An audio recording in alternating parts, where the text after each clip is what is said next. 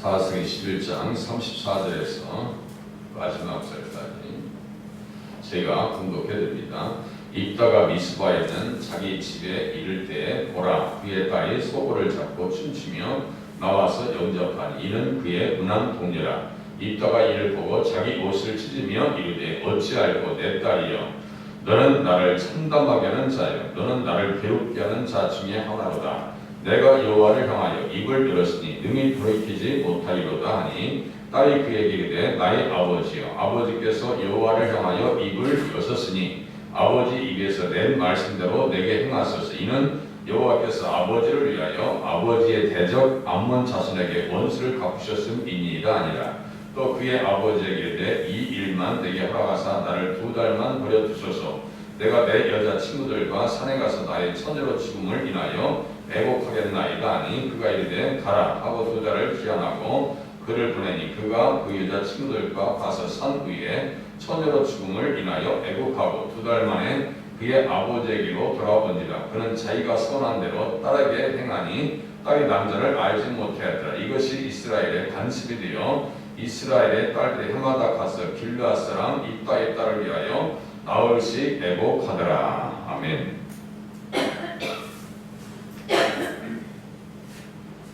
입다가 소원한 것은 지금 자녀에게, 딸에게 행하는 모습을 우리가 본문을 통해서 볼 수가 있습니다.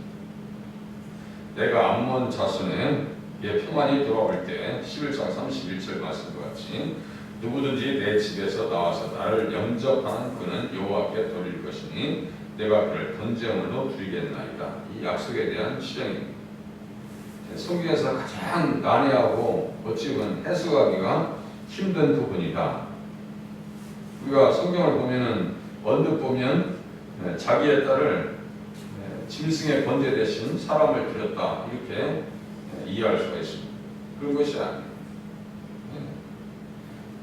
오래된 주석가들은 그렇게 해석합니다. 그러나 정말 말씀을 깊이 보는 주석가들은 그것이 아니고 입다의 딸이 일평생 처녀의 몸으로 세상을 떠나게 되었다. 평생 수절했다는 얘기입니다. 평생 수절했다. 누가 그렇게 해석하는가? 그것은 데이비드 김치, 또 벤 렐레, 아바 비넬 이런 사람입니다. 벤 갱소 이런 신학자들이 그렇게 해석해요. 그러니까 저 혼자 얘기하는 것이 아니라 해외에 있는 신학자들 지금 그것이 지배적입니다. 생각해 보세요. 입다는 여호와의 영의 사람이에요. 성령의 사람이에요. 성령의 사람이 하나님과 충돌할 일이 없습니다. 하나님의 뜻에 반할 일이 없어요. 하나님께서 어떻게 말씀하셨는데요? 레위기 18장 21절에 보니까 너는 결단코 자녀를 몰렉에게 주어 불로 통과하게 함으로 내 하나님의 이름을 욕되게 하지 말라. 아예 율법의 규정이 났어요. 모세 율법에. 그것도 한가운데 하는 것이 아니에요. 그러면 입다가 성령 충만하다는 것은 그 마음속에 하나님의 말씀이 있다는 얘기예요. 에스겔서에 있는 말씀과 같이 내 영을 너희 속에 두어 너희로 내 율례를 행하게 하리니 에스겔서 36장 27절입니다. 성경을 보면서 자세히 그걸 보셔야 돼요. 내 영을 너희 속에 두어. 그러니까 11장 29절에 여호와의 영이 입다에게 임하시니 이렇게 써있죠. 그러니까 성령의 사람들은 어떠한 특징이 있느냐? 너희로 내 율례를 행하게 하리니 너희가 내 규례를 지켜 행할지니라 했어요. 하나님의 말씀을 깨닫고 하나님의 말씀대로 살려고 하는 사람이 어떻게 정말 성경에서 율법에서 규례에서 금하고 있는 자녀를 불러 태워드리겠는가? 상식적으로 용납이 안 되는 거예요. 에스겔서 11장도 똑같이 얘기합니다. 내가 그들에게 한 마음을 주고 그 속에 새 영을 주어 성령을 주며 그 몸에서 돌같은 마음을 제거하고 살처럼 부드러운 마음을 주어 내 율례를 따르며 내 규례를 지켜 행하게 하리니 그들은 내 백성이 되고 나는 그들의 하나님이 되리라. 성령 임하시면 무엇을 따른다고요? 내 율례를 따르며 내 규례를 지켜 행하게 된다 그랬어요. 하나님의 율법과 규례는 뭔데요?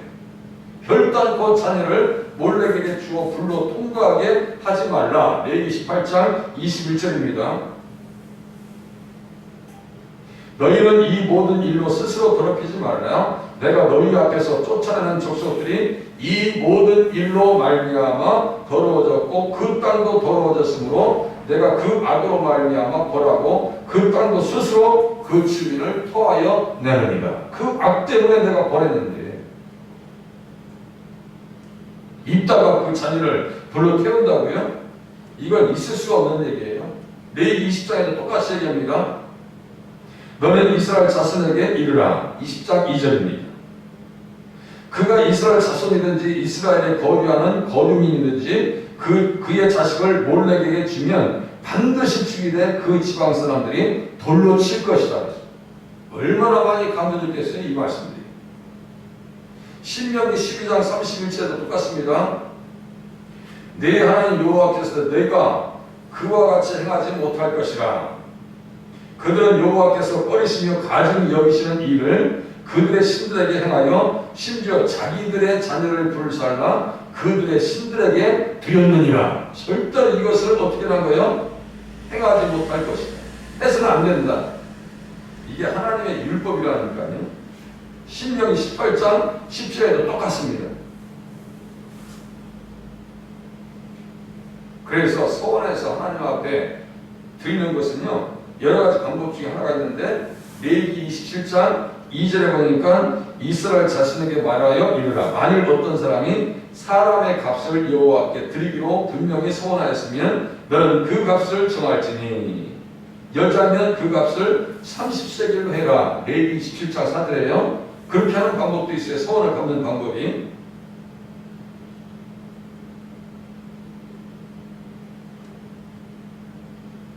그 당시에 암몬 족속에 섬기는 몰록과 밀곰, 금모스 같은 그 신들은요, 입다와 전쟁하는 나라인데 저희 자녀를 불살라 그 우상에 바치는 인신제사였습니다. 인신제사.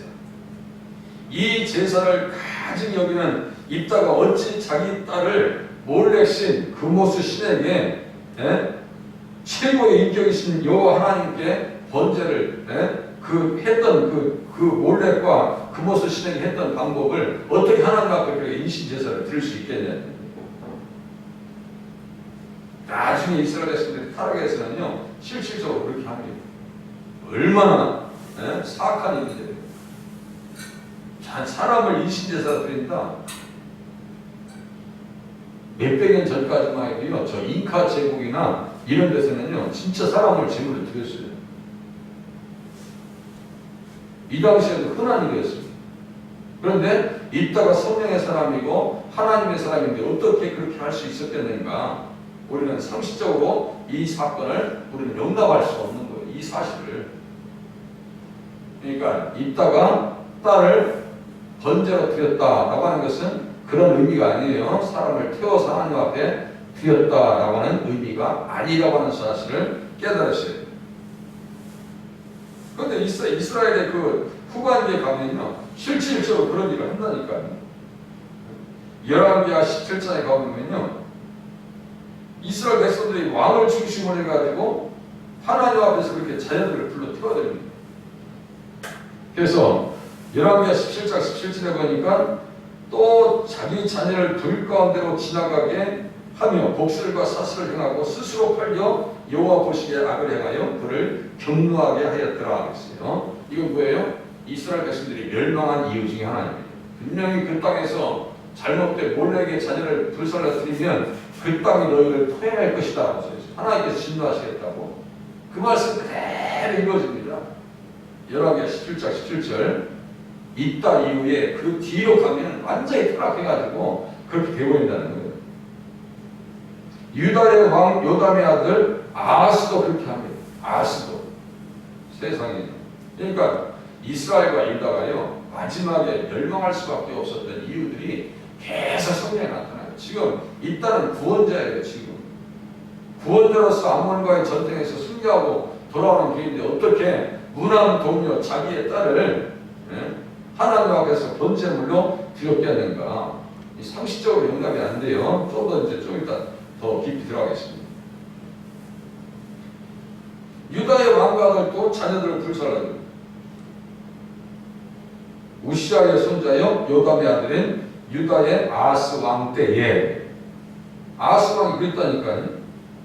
그런데 그때도 어떻게 하냐면 하나님께서 무슨 말씀 때문에 그를 살려주느냐? 그에게 이제 전쟁이 일어납니다. 아람의 느신 왕과 르말리아의 아들 이스라엘의 베가 왕이 올라와서 예루살렘을 쳤으나 능히 이기지 못하니라. 그때 그 유명한 말씀이 그에게 전달되어져요. 주께서 친히 징조를 너에게 주실 것이라. 보라, 처녀가 잉타하여 아들을 낳을 것이요 그 이름을 임마누엘이라 하리라. 이 말씀을 주신다고요. 그러니까 누구 때문에 그가 사는 거예요? 예수님 때문에 사는 거예요. 우리도 똑같아요. 아니, 사람 미워하는 것도 죽이는 것이라고 하는데 생각해 보세요. 우리는 순간순간 그런 생각이 왔다 갔다 하죠.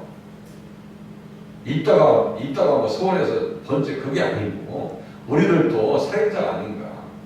누구 때문에 우리를 살아요? 예수님 때문에 산다고 하는 사실을 아시는 별 그것이 감사한 거예요. 흰놈의 아들들의 골짜기에서 이제 35절 보세요. 이따가 이를 보고 이제 딸내미가 와서 승진하고 돌아올 때 딸이 소고를 잡고 춤추며 나와서 영접했다. 소고를 잡고 춤추며 나와서 영접했다. 아버지를 얼마나 사랑했겠어요? 무난 동년. 이따가 이를 보고 자기 옷을 치지며 이르되 어찌하여 내 딸이요 이렇게 합니다. 어찌하여 아하 내 딸이요. 이것은 무슨 말씀이냐면요, 절망적인 슬픔이라기보다는 안타까운 아버지의 마음의 표시입니다. 어찌하여 내 딸이요. 11장 35절에 써있어요.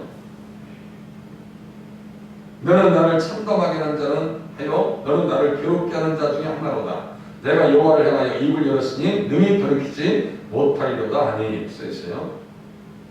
그렇게 얘기할 때 37절에 보세요. 36절 딸이 그에게 이르되 나의 아버지여 아버지께서 여호와를 향하여 입을 여셨으니 아버지의 입에서 낸 말씀대로 내게 행하소서. 이는 여호와께서 아버지를 위하여 아버지의 대적 암몬 자손에게 원수를 갚으셨음이니이다 아니라. 또 그의 아버지에게 이르되 이 일만 내게 허락하사 나를 2달만 버려두소서. 내가 내 여자친구들과 산에 가서 나의 처녀로 죽음을 인하여 애곡하겠나이다 하니 이렇게 써있어요. 2달만 버려두소서. 이것은 무슨 말씀이냐면요, 인신제사의 번제가 아니라 처녀로 일평생 살아가야 하는 일생을 가리킨다. 나를 2달만 버려두소서. 처녀의 몸으로 하나님께 일생 동안 헌신하여 수녀로 살겠다는 얘기예요. 수녀로 살겠다. 39절에 보니까 2달 만에 그의 아버지에게로 돌아온지라 그는 자기가 선한 대로 딸에게 행하니 딸이 남자를 알지 못하였더라. 이것이 이스라엘의 관습이 되었다 그랬어요. 이것은 무슨 말씀이냐면 성막에서 수종드는 여인을 가리킨다. 성막에서 수종드는 여인. 그러니까 입다의 딸은 회막에서 수종드는 여인이 되었다. 그리고 정말 그가 하나님 앞에 번제를 드렸다면 왜 사람들이 와서 애곡해요? 하나님 앞에 드렸는데. 생각해보세요. 상식적으로. 아니 하나님 앞에 번제를 드렸으면 그것을 그냥 끝내야 될 거 아니에요. 슬픈 일이 뭐였어요? 번제 드렸으면 감사해야지. 그죠? 그런데 뭐예요? 애곡하였다라는 것은 그 딸이 그렇게 헌신한 것에 대해서 정말 마음에 궁일이 여기는, 그래도 하나님 앞에 헌신한 것을 기리는 그런 마음이었다는 얘기예요.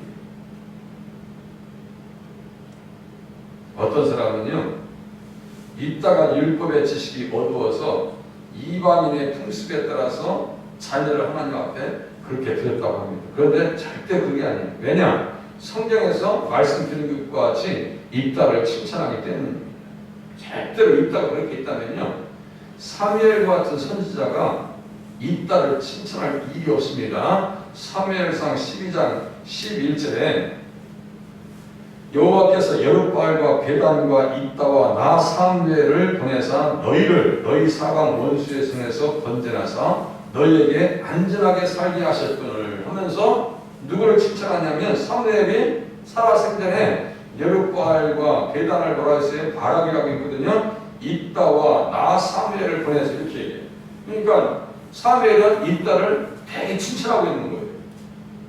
만약에 입다가 정말 딸을 번제로 드렸다면 그 칭찬이 나갈 수가 없어요. 그리고 더 중요한 것은 히브리서 11장 32절에 그 믿음의 거장들의 이름 가운데 누구를 올려놓느냐? 입다를 올려놓습니다. 입다가 하나님의 뜻대로 살지 않았다면 어떻게 입다를 그 믿음의 장에다 썼겠냐고요. 내가 무슨 말을 더하리요? 기드온, 바락, 삼손, 입다, 다윗이 사무엘과 선지자들의 일을 말하려면 내게 시간이 부족하리로다. 그들은 믿음으로 나라들을 이겼다 했어요. 그 믿음이 누구에 대한 믿음이에요? 예수 그리스도에 대한 믿음이었더라. 그렇게 믿음 생활했던 사람이 어떻게 딸을 불러 태워드렸겠는가? 있을 수 없는 얘기고, 다시 말씀드리지만 어떻게 해요? 처녀로 죽음을 인하여 38절 끝에 처녀로 죽음을 인하여 애곡하고 2달 만에 그의 아버지에게로 돌아온지라. 그는 자기가 서운한 대로 딸에게 행하니 딸이 나는 자를 알지 못하였더라. 그러니까 무슨 말씀이에요? 평생 처녀로 수절하면서 하나님의 성막에서 봉사했다라고 하는 해석이 지배되어 있고 그것이 맞습니다. 입다와 같이 하나님 앞에 자기의 생을 드리고 생명을 걸어버리고 자녀를 하나님 앞에 헌신자로 드릴 수 있는 그런 믿음의 가정, 사랑으로 거듭나는 성도님들 되실 수 있기를 바랍니다. 기도하겠습니다.